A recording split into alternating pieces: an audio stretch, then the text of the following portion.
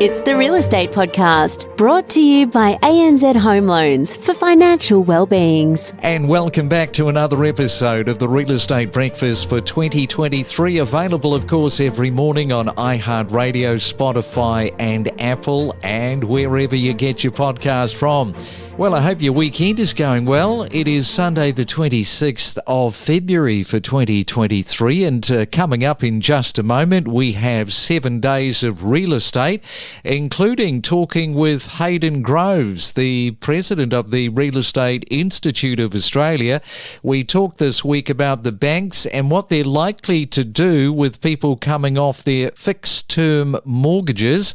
Also, Simon Kuestenmacher is here talking about just how hard it is at the moment for millennials to become part of the Australian property market. And Maree Kilroy from BIS Oxford Economics, we talked to her about the RBA's rate tightening cycle, with a cash rate likely to peak at about 4.1%.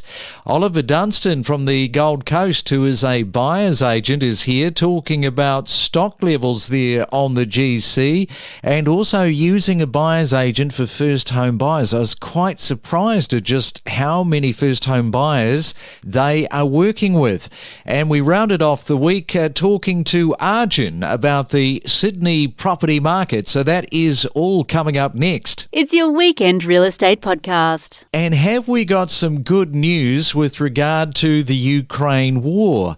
Well, during a news conference on the anniversary of the Russian invasion, Ukrainian President Volodymyr Zelensky expressed his approval of China's recent interest in the ongoing conflict, stating that China talking about the Ukraine is not a bad thing.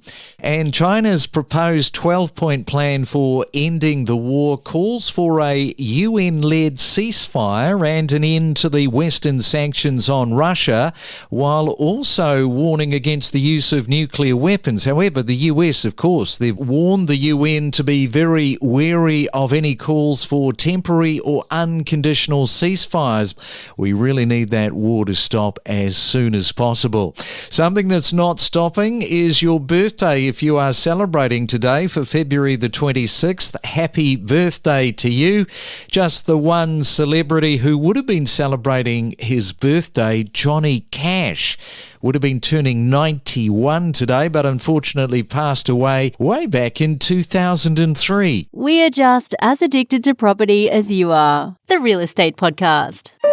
It's the main centre forecast. And let's check on your Sunday weather forecast around the country. And Sydney expecting some cloud cover, but a mainly dry Sunday with 27. Melbourne fine and cloudy with 22 degrees. Brisbane should be mostly sunny with 30.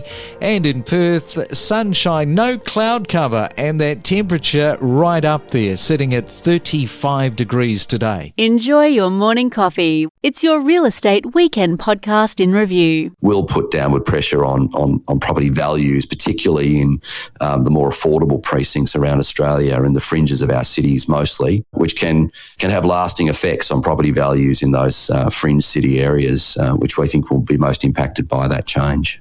Do you seriously think, though, that the bank is likely to operate in that manner? Because this is the calling of the hour of the bank. This is the time when the bank really needs to step up and show that they're capable of navigating through something that is, as you say, it's not through the fault of these borrowers, these mortgage holders. So the bank has really got to be called upon to sort of act in a way of leadership. Well, absolutely. And certainly that's, we are already in conversation with the big banks, flagging this issue and hoping that they will do the right corporate thing and make sure that they keep people in their homes for as long as possible. They will, of course, be coming up against, the banks themselves will be coming up against their regulators' framework of whether or not somebody has the capacity to continue to pay a mortgage at the higher rate. That will be a challenge for them that they're going to have to navigate with APRA, their regulator. if they're plugging the data into their computers and it demonstrates that a person who's coming from a 2% mortgage rate to a 6% mortgage rate can't really service that loan effectively, then the bank doesn't have a lot of flexibility sometimes if they're going to comply with the APRA regulations. And so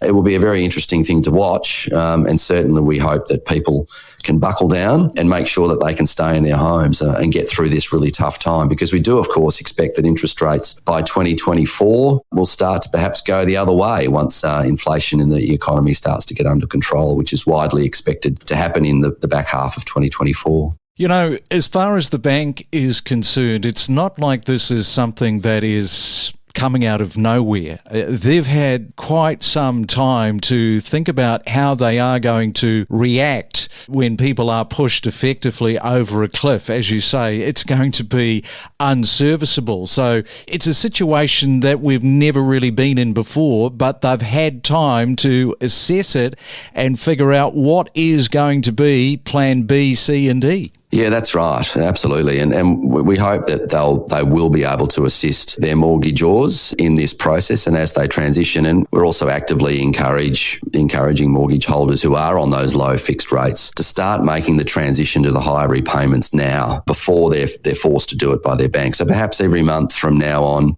if they haven't already started doing this, we're encouraging mortgage holders to just increase their repayments, assess their repayments as if their mortgage rate wasn't at 2%, that it was at 2.5% this month, and then next month go to 3%. And by the time they actually come off that very low fixed interest rate, they're at the level that they perhaps would be expected to pay as a standard variable rate. It's your Real Estate Weekend podcast in review. Yeah, and the Millennials, unfortunately, of course, they are bearing the brunt of these interest rate rises. And of course, just yesterday I was talking with Hayden Groves about these mortgage homeowners that are going to be basically coming off these fixed term rates and going into almost a default situation where the bank just might say you cannot afford your mortgage any longer, which is pretty scary. It's scary for the individual family where that is the case, but it is, of course, even more scary, if you will,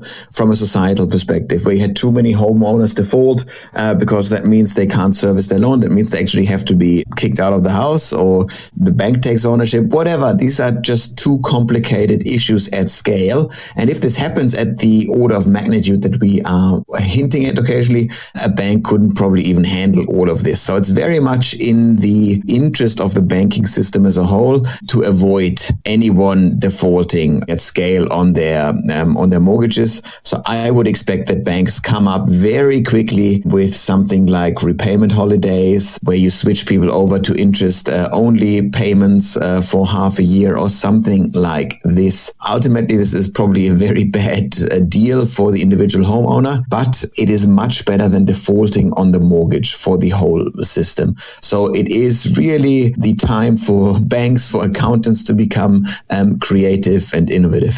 This is kind of bizarre because housing and migration are not linked together. How much of a mistake do you think politically that is? Well, it's crucial and it's quite baffling because the Treasury in their budget papers, they are allowed to essentially forecast or demand how many migrants they want in order to drive up the economy. You do this by looking at the job openings that are out there. Then you put those jobs on the skilled migration list because we can estimate, we need 100 structural engineers, we need 10,000 nurses and so forth. So you put all those jobs on the skilled migration list, and once you have enough of those people collected that applied for visas, you take the job off the skilled migration list. It's your Real Estate Weekend podcast in review. And the RBA's rate tightening cycle is expected to top out soon. Well, we hope so, with the cash rate likely to peak at 4.1%, probably around, I think you're saying April, May, before holding steady. Now, there is potential for the RBA board to begin cutting the cash rate again. I think some predictions around mid to late 2024. I mean, that's going to be fantastic welcome news for particularly these mortgage holders that bought at the top of the market. Correct. Well, you mentioned earlier that it's an uncertain time, and we actually revised our cash rate forecast very recently. The latest comments from the statement on monetary policy from the Reserve Bank were more hawkish than expected. So we increased our cash rate peak to 4.1, but that will also then push out the return to cuts in the cash rate, which we now don't expect to happen until late to mid 2024. When that happens, though, it is good news for homeowners and for people on mortgages, especially for those that bought at the peak of the cycle, definitely. And Maree, tell us about the property price growth, because you're expecting to see some growth towards the end of this year, the end of 2023.